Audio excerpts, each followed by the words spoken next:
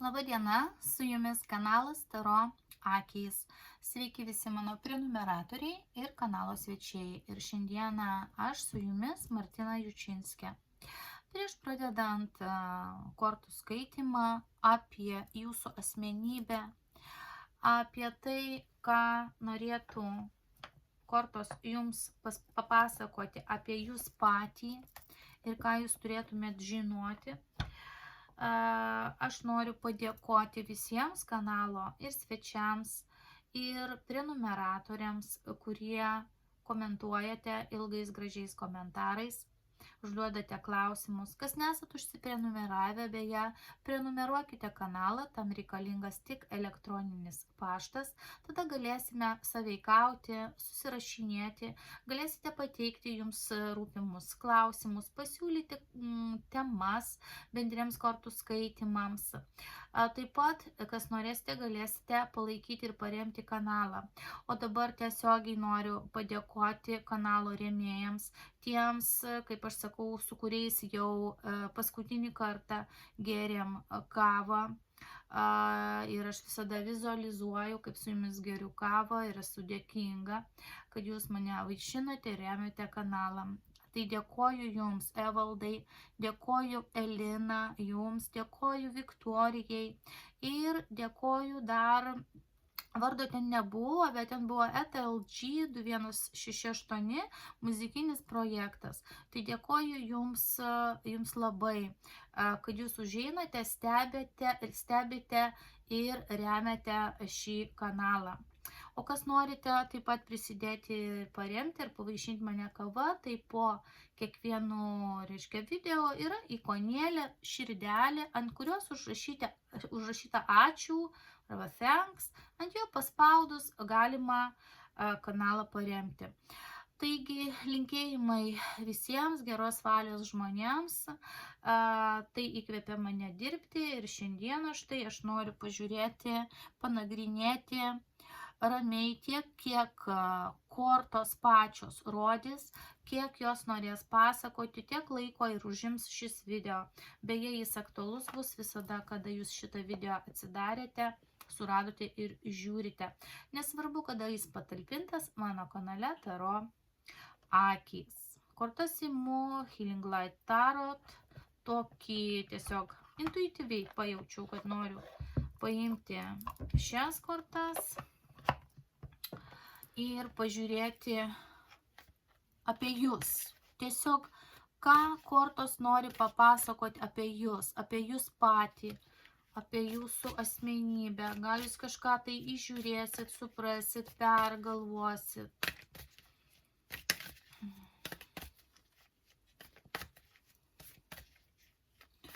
Taigi, pirmiausia, pats žmogus, pati asmenybė, kokia ta asmenybė jūsų šiai dienai. Nežinau kodėl, bet ar tai jūs be galo skverbėtės, einate prieš vėją šiai dienai, ar tai jūs kažkas šiandien labai pykdo, esate tokiam kelyje, kai sutinkate be galo daug kliūčių. Ir jums atrodo, kad šiai dienai jūsų gyvenimas yra nuolatinė kova. Nuolatinė kova. Nuolatinė sunki kova. Kaip milijonas transformacijų įvyksta, atrodo, daug smulkių dalykų, kurios susipina į vieną nesėkmių srautą ir jisai jau atrodo toks didelis kaip tekanti upė. Ir toje srovėje atrodo, kad daug transformacijų jumise pasikeičia, nors jūs to neplanavote ir nenorėjote. Štai, sakau, transformacija ir iššoko mirties korta. Mirties korta yra, rodoma jūsų asmenybėje, kad kažkokia tai dalis jūsų asmenybės, kokia jinai buvo, koks jūs buvote, žmogus miršta. Bet jūs toks jausmas lyg kovojate ir jūs lyg nepriimate tos transformacijos. Ir tai yra iššūkis. iššūkis keistis pagal situaciją, pagal aplinkybės, pagal įtakas, pagal visas teigiamas ir neigiamas įtakas. Toks jausmas, kad jūs kovojate šiai dienai su tuo, kad ne, aš nesikeisiu, kad ne, aš mąstau taip, ne, mano troškimai tokie, ne, aš eisiu tuo keliu, aš nepasiduosiu, aš neleisiu numirti kažkokiom idėjom, savo norams, tikslams. Nu, toks jausmas, kad jūs einat ir visas jėgas eikojat prieš stiprią vėtrą ir vis tiek jūs niekaip nenorite suvokti, galima sakyti, realybės, kad įveikti tą transformaciją ir suprasti, kad va, štai, yra realybė, yra tokia. Aš įsivaizdavau, reiškia kažką tai taip, o realybė yra tokia. Suprantat? Niekaip jums, va šiai dienai jūs esate toks žmogus, kad jūs, galima sakyti, kovojate su tuo, kas yra neišvengiama. Jums šiai dienai yra per sunku suprasti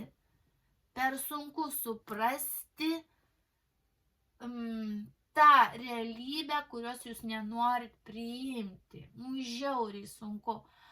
Kažkokia labai sudėtinga kombinacija šiai dienai krenta. Labai sudėtinga kombinacija. Oi. Reiškia, jūs visas esate tokiam savo energijoje, tokioj stiprioje, aš kaip kirsiu, reiškia, aš nepasiduosiu, va turi būti tik taip. O čia jums ima ir čia yra iššūkis, va mirties korta, kad jūs va turit pakeisti, paleisti, pamiršti, palaidot, užkasti, užmerkti, viskas, uždaryti duris į va tą šitą savo tą tokią kovą. Nes jinai niekur nenuveda. Jūs vis vien būsit priversti šitoj gyvenimo sroviai pakeisti požiūrį. Kitaip ta srovė jūs sužlugdys, nuneš, ištirpins, kaip norit, taip išskaidys, pasimesite visiškai. Jūs turėsite, kaipgi jūs norit, nenorit, jūs priversti būsit keistis. Jūs priversti būsit paleisti tam tikras situacijas, žmonės, aplinkybės, kad ir kaip nenorite. Jūs būsit priversti pripažinti realybę. Aš suprantu, kad tai skaudu, aš suprantu, kad tai žiauru. Kai jūs piešėt tokį paveikslėlį, o realybė, va štai tokia. Kaip priimti tą realybę? Kaip? Kad tai niekaip neįtelpa į tuos mūsų rėmus, kuriuos susidėliojom, netelpa į tuos rėmus. Pas jūs kyla, va iš to ir kyla tas pyktis, kova, agresija, kad ne, taip negali būti, kaip taip gali neteisingai būti, aš taip, va suprantat, va apie tai šiandien kortos, apie tai. Labai sunki energija ir labai rimta jums šiandien perduodama informacija.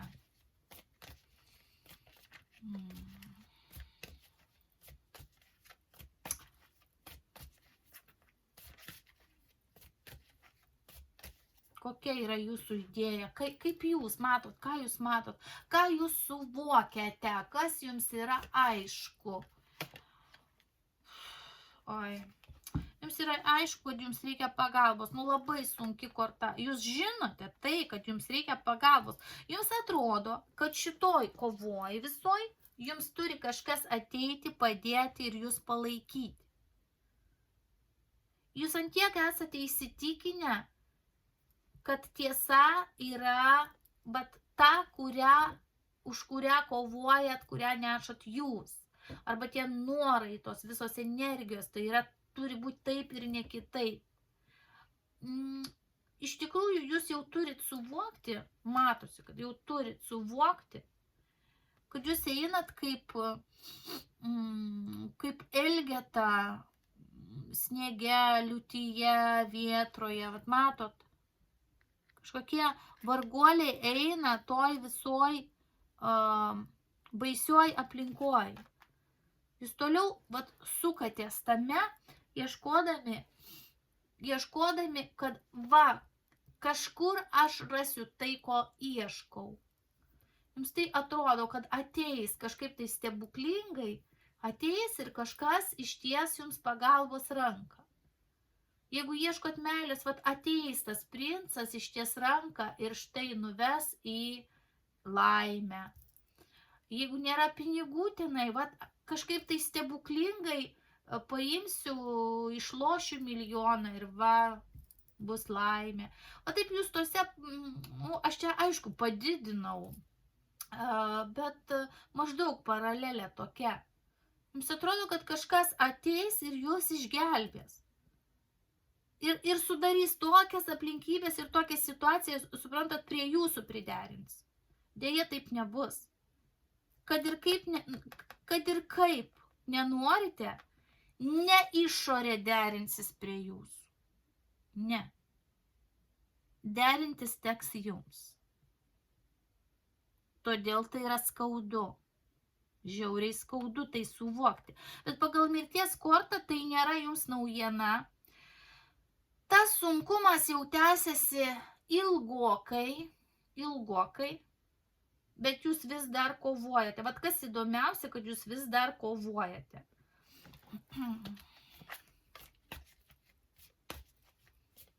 Ko jūs nematote arba koks yra resursas paslėptas? Baimės, pavydas, prisigalvojimas, nerimas, košmarai, blogas miegas, vakare sukylantis visi demonai, prisigalvojimas paties blogiausio, kas gali būti, negalėjimas atsikratyti tam tikrų blogų minčių, negalėjimas rasti mintise jokios pusiausvyros, jokios geros koncentracijos į kažkokius gerus dalykus.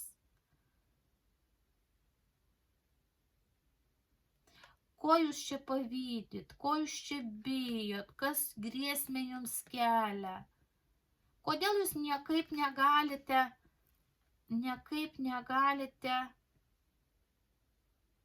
priimti to aplinkos ir pasaulio tų situacijų, kokios yra?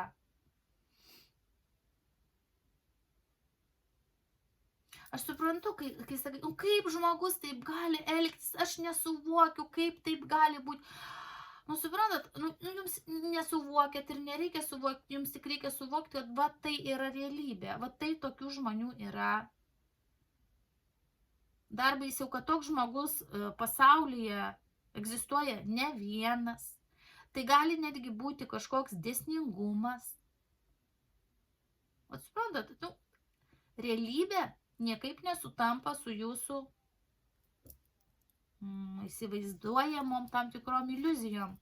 Ir tai jūs antiek skaudina, kad jūs negalite susikoncentruoti, kad jūs negalite miegoti, kad jūs negalite racionaliai galvoti, dirbti. Jūs tai atrodo, kad žudo, atrodo, kad gyva guldo į kapą. Kokios praeities įtakos padarė šiandieninę tokią būseną? Apie ką ir kalbam. The star, žvaigždė, 17 arkanas. Kas yra žvaigždė? Paprasčiausias, primityviausias ir netgi jums kiekvienam, kas ir nepažįsta nei vienos taro kortos. Žvaigždė tai yra aišku viltis. Žiūrim į žvaigždės, svajojam, oi bus taip, oi kažkada bus taip, o dar ir taip bus, ir štai dar kaip bus. O mirties korta atveda kaip yra į realybę. Ir kas tada atsitinka?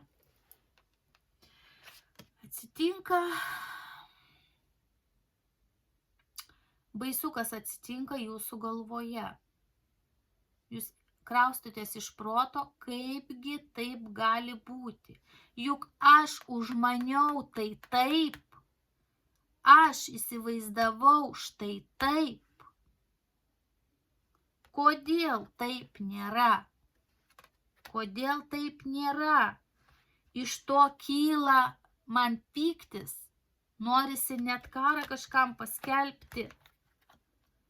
Iš to negaliu susitvarkyti su emocijom. Todėl, kad visiškai ne taip vyksta, kaip įsivaizdavau, kaip norėčiau, kaip svajojau.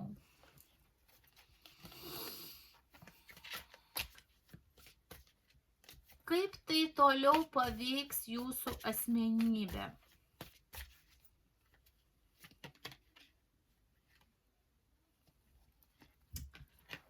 Yra keli sluoksniai informacijos pagal šitą kortą. Pirmiausia, dežavių toks momentas, kai jūs nuolat grįžinėsit į praeitį. Tai yra nostalgijos korta, kuri rodo grįšiu į praeitį, o praeityje kas buvo? Ta svajonė, apie kurią daug galvojau ir kuriai neleidžia realios aplinkybės, žmonės ir situacijos pildytis. Grįžtu prie to paties. Kodėl jūs grįžinėjat prie to paties? Jūs norit dar kartą, taip netiesiogiai aišku, dar kartą laidot savo svajonę? Kiek kartų ruošiatės tą ratą karminį keliauti? Kada pamoką jau išmoksite? Kodėl žvalgotės atgal?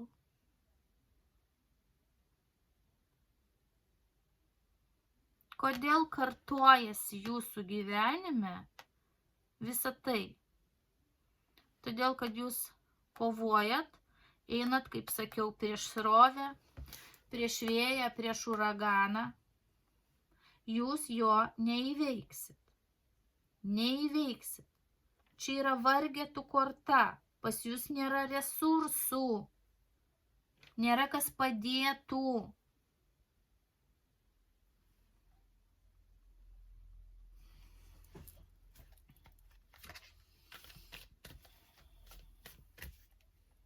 Jūsų esybei kas sėdi?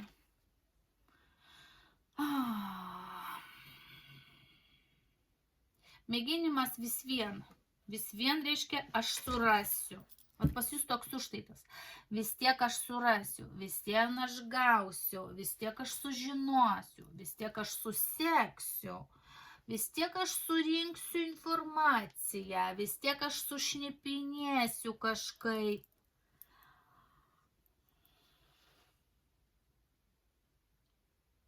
Toks jausmas, kad jūs būtinai norite kažkaip sužinoti kažką, ko jums sužinoti neina. Jūs kažką norite suprasti ir gauti tą informaciją, kuri jūs tenkintų.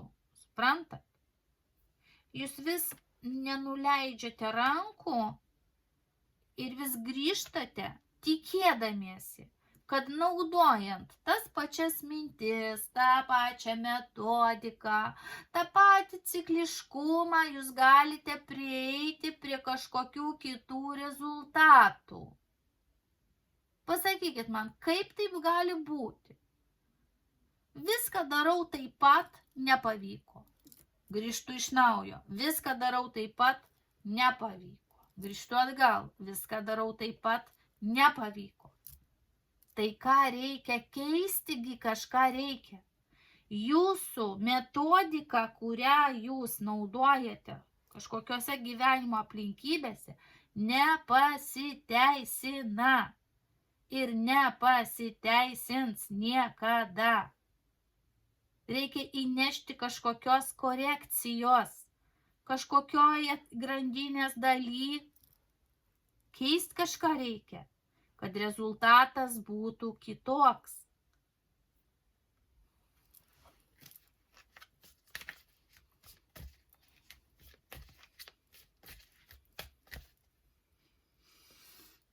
Išorės aplinkybės.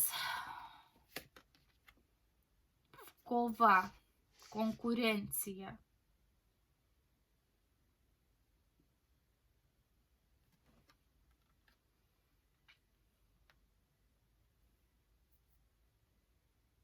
Konkurencija, konfliktai, nesutarimai, nesutikimai su jūsų nuomonė veikia jūs. Žodžiu, aplinka su jumis kovoja. Jūs kovojat. Jūs pasirengę kovoti.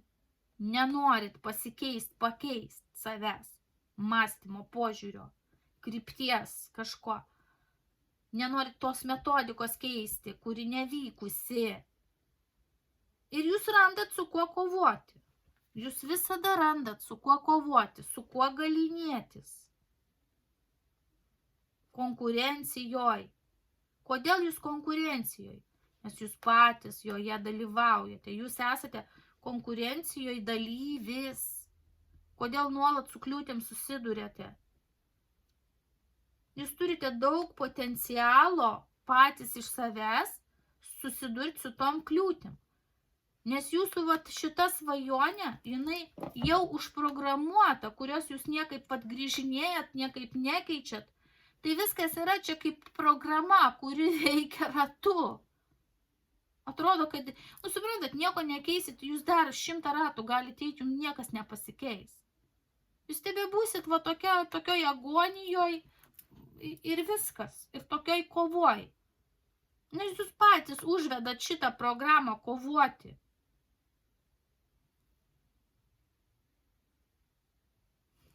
Jeigu jūs iškristumėt, nusispjautumėt į tas kovas ir lenktynės, atsivertų visai kitas paveikslėlis.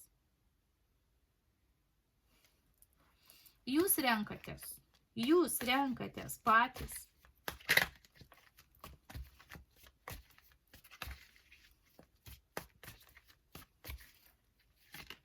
Viltis ir baimės. Vilčių turite. Fortūnos ratas. Ašgi sakau, žvaigždė jūs grįžinėjat, fortūnos ratas vėl jūs gražino, va čia dežavių korta, čia fortūnos ratas, jis sukasi ratu ir visi tą pačią situaciją įmeta, visi įmeta į tą pačią situaciją ir jums vis apgaulingai atrodo, kad pasiseks.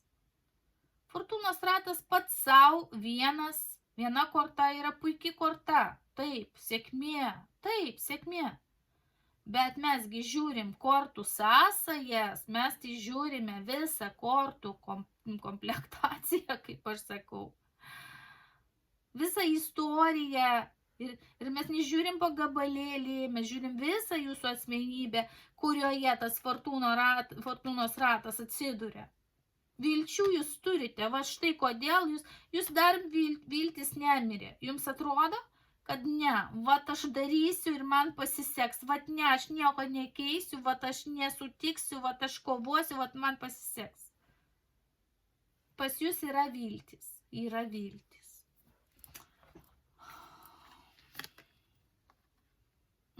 Viltis kovoti, kovos vežimas.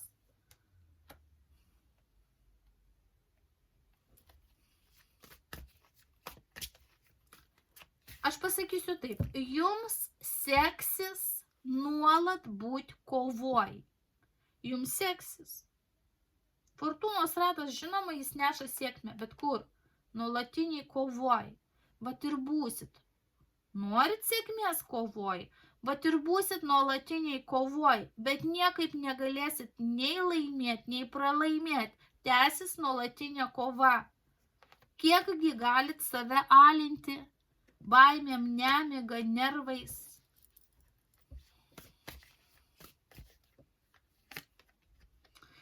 Pabaiga, magija.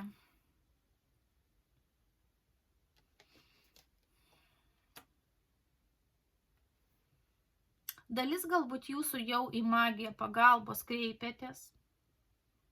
Dalis gal jau jūsų turite amuletus, gal dalis turite ritualus, kiti dar mėginsite magijos pagalba nenumarinti savo kažkokios tai svajonės.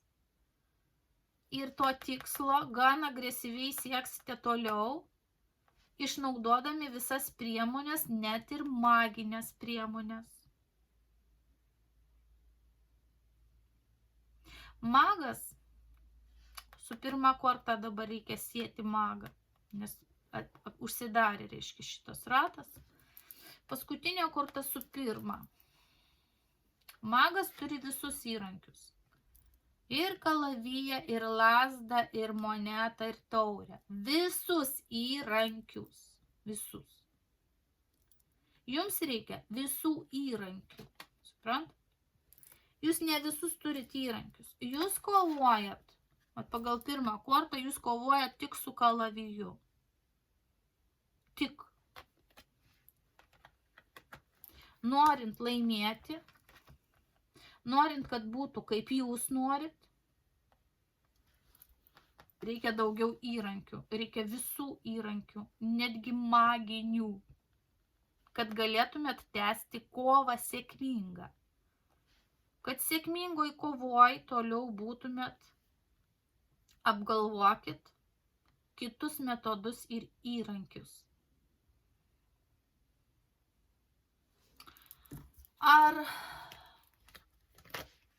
jūsų